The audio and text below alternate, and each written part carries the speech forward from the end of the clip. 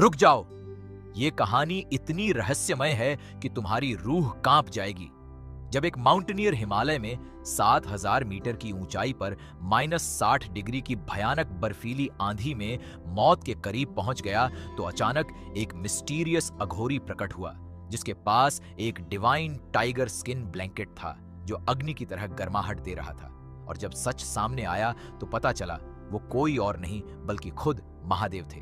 देखो कैसे भोलेनाथ ने अघोरी का रूप धारण करके एक जान बचाई।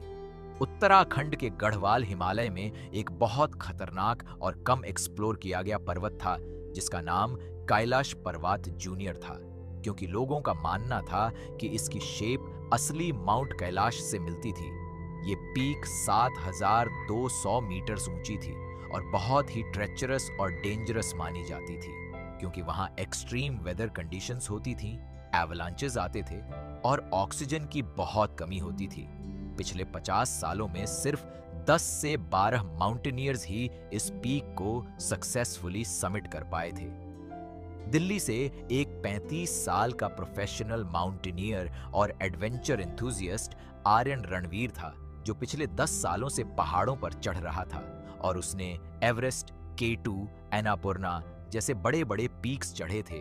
वो बहुत कॉन्फिडेंट और स्किल्ड क्लाइंबर था, लेकिन साथ ही थोड़ा एरोगेंट भी था।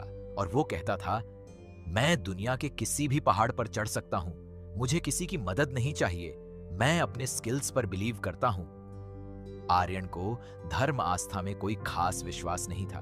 वो कहता, ये सब सुपरस्टिशन है, असली चीज है ट्रेनिंग, प्रिपरेशन और टेक्नोलॉजी।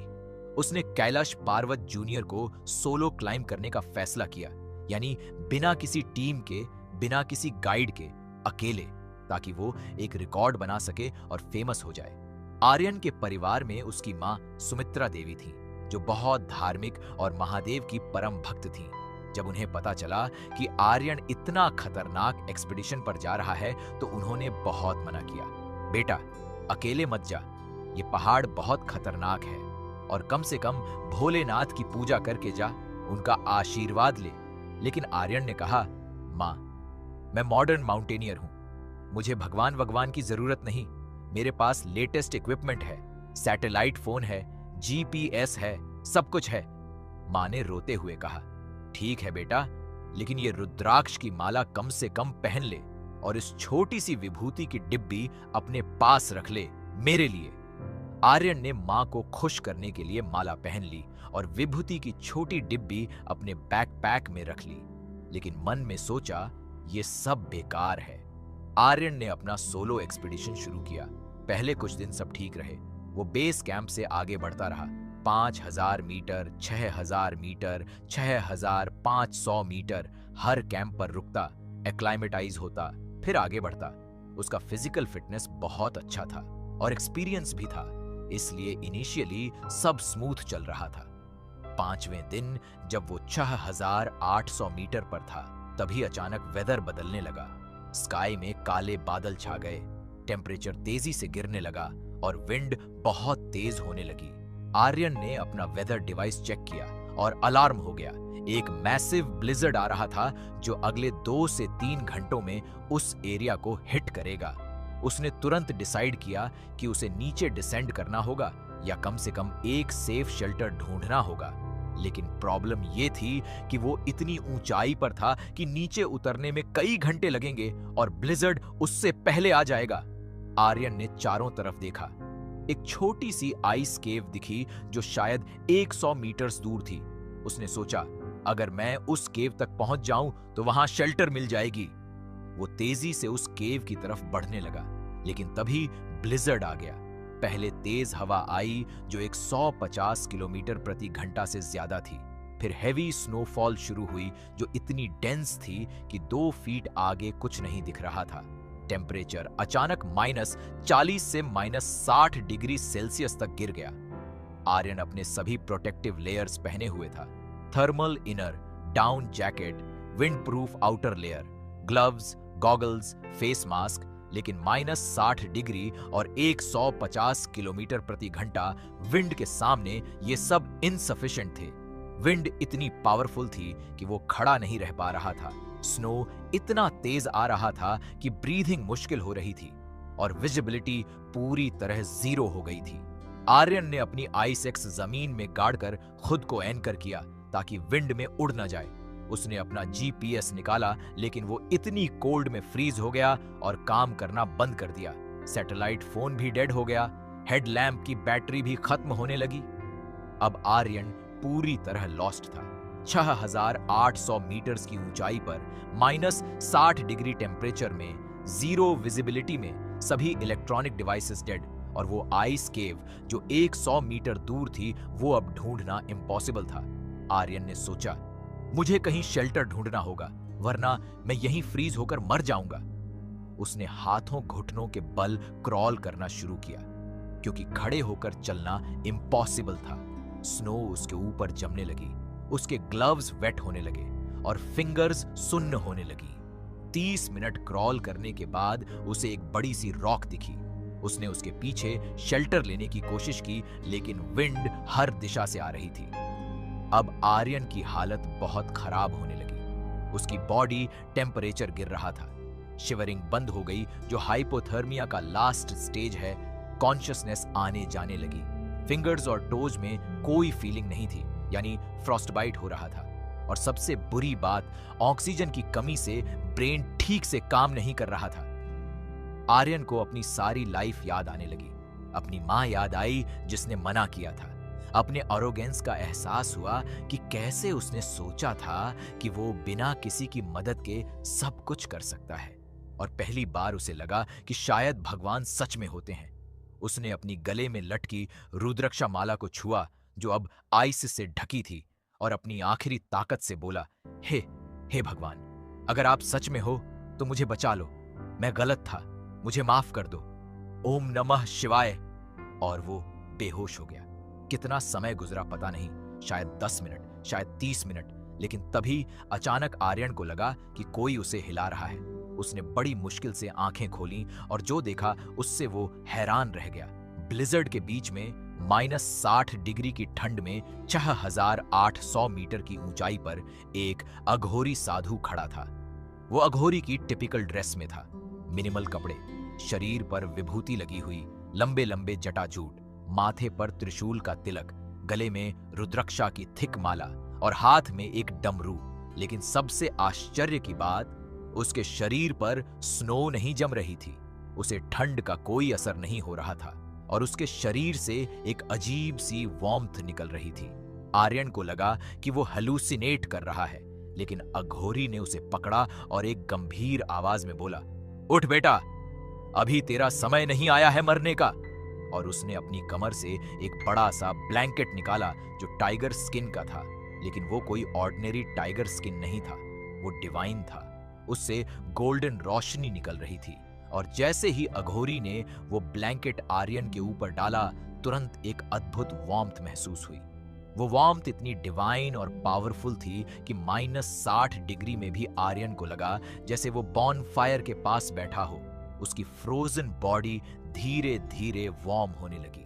फिंगर्स में फीलिंग वापस आने लगी, शिवरिंग रुक गई और कॉन्शियसनेस पूरी तरह वापस आ गई। आर्यन हैरान होकर बोला, आप कौन हैं? इतनी ऊंचाई पर इतनी ठंड में आप कैसे? अघोरी ने मिस्टीरियसली मुस्कुराया, मैं हिमालय में रहता हूं, ये मेरा घर है, मुझे ठंड नहीं लगती। आर्यन ने कहा, लेकिन ये इम्पॉसिबल है। इतनी एल्टीट्यूड पर बिना प्रॉपर इक्विपमेंट के कोई सरवाइव नहीं कर सकता। अघोरी ने कहा, जब तेरे अंदर डिवाइन अग्नि हो तो बाहर की कोई ठंड मैटर नहीं करती।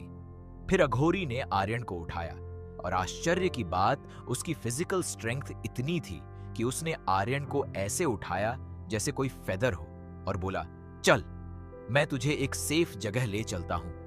और वो आर्यन को अपने कंधे पर उठाकर ब्लिजर्ड में चलने लगा। आर्यन के पास वो डिवाइन टाइगर स्किन ब्लैंकेट था जो उसे वार्म रख रहा था और अघोरी आसानी से उस भयानक ब्लिजर्ड में चल रहा था जैसे कोई नॉर्मल वॉक हो। 15 मिनट चलने के बाद अघोरी एक केव के पास पहुंचा, शायद वही आइस केव जिसे आर्यन ढूंढ रहा था, और उसे अंदर ले गया। केव के अंदर ब्लिजर्ड की विंड नहीं आ रही थी, टेम्परेचर भी थोड़ा बेहतर था। अघोरी ने आर्यन को बिठाया और अपना डामरू बजाया, डम डम डमरू। और उस साउंड के साथ केव में एक डिवाइन फायर प्रकट हुई जो बिना किसी वुड या फ्यूल के जल रही थी। वो फायर नीले गोल्डन कलर की थी और उससे इतनी वार्मथ आ रही थी कि पूरी केव गर्म हो गई। आर्यन पूरी तरह शॉक्ड था। ये कैसे हो रहा है? बिना फ्यूल के फायर कैसे जल रही है?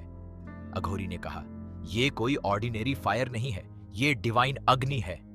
फिर अघोरी ने अपनी कमंदाल से कुछ लिक्विड निकाला और आर्यन को पीने को दिया। वो लिक्विड अमृत जैसा था जिसने इंस्टेंट एनर्जी दी। आर्यन की बॉडी पूरी तरह रिवाइव होने लगी, फ्रॉस्ट बाइट हील होने लगी, हाइपोथर्मिया रिवर्स होने लगी। ये मेडिकली इम्पॉसिबल था, लेकिन हो रहा था। आर्यन ने ध्यान से अघोरी को देखा। उसकी आंखों में एक अजीब सी डिवाइन शांति थी। उसके माथे पर 3 हॉरिजॉन्टल लाइंस थीं जो त्रिशूल की तरह दिख रही थीं। उसके चारों तरफ एक ऑरा था और सबसे इंपॉर्टेंट, जहां वो बैठा था वहां की आइस पिघल रही थी और लोटस के पैटर्न्स बन रहे थे। आर्यन की आंखें फटी रह गईं और उसे अचानक एहसास हुआ, आप कोई साधारण अघोरी नहीं हैं। आप अघोरी ने मुस्कुराकर कहा, हाँ बेटा, तू पहचान गया। और धीरे धीरे अघोरी का रूप बदलने लगा। वो अब सिर्फ अघोरी नहीं रहे, उनका डिवाइन फॉर्म प्रकट होने लगा।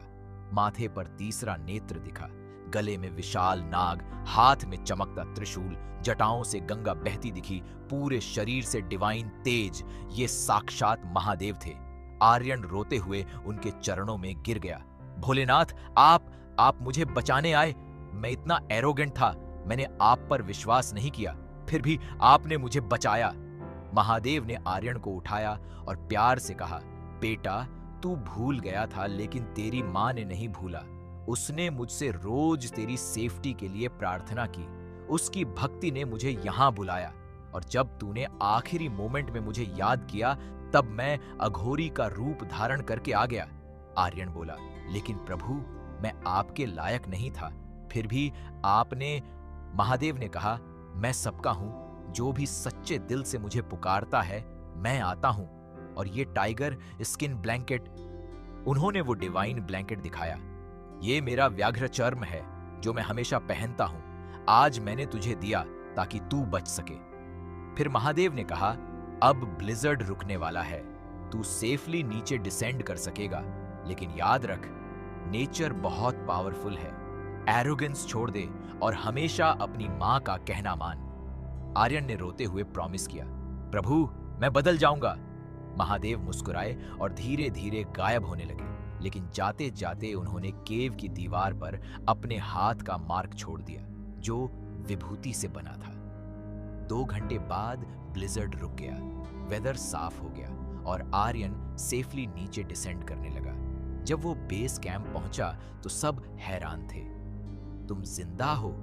उस एल्टीट्यूड पर इतने मैसिव ब्लिजर्ड में तुम कैसे बच गए? आर्यन ने पूरी कहानी बताई। पहले तो किसी को विश्वास नहीं हुआ, लेकिन जब वो सबको उस केव के लोकेशन पर ले गया और वो हाथ का विभूति मार्क दिखाया, तो सब मान गए। आर्यन ने उसी दिन माउंटेनियरिंग छोड़ने का फैसला किया, अपनी मां के पास वापस गया और उनके पैर छूकर माफी मांगी। फिर उसने उस माउंटेन के बेस पर एक छोटा सा शिव मंदिर बनवाया, जहां सभी माउंटेनियर्स चढ़ने से पहले ब्लेसिंग लेने आते हैं। तो दोस्तों, ये थी हिमालय में महादेव के अघोरी रूप में बचाव की रहस्यमय कहानी। अगर पसंद आई तो लाइक करें, सब्सक्राइब करें, घंटी दबाएं, कमेंट में हर हर महादेव, ओम नमः शिवाय, जय हिमालय के स्वामी लिखें, शेयर करें। जय महाकाल।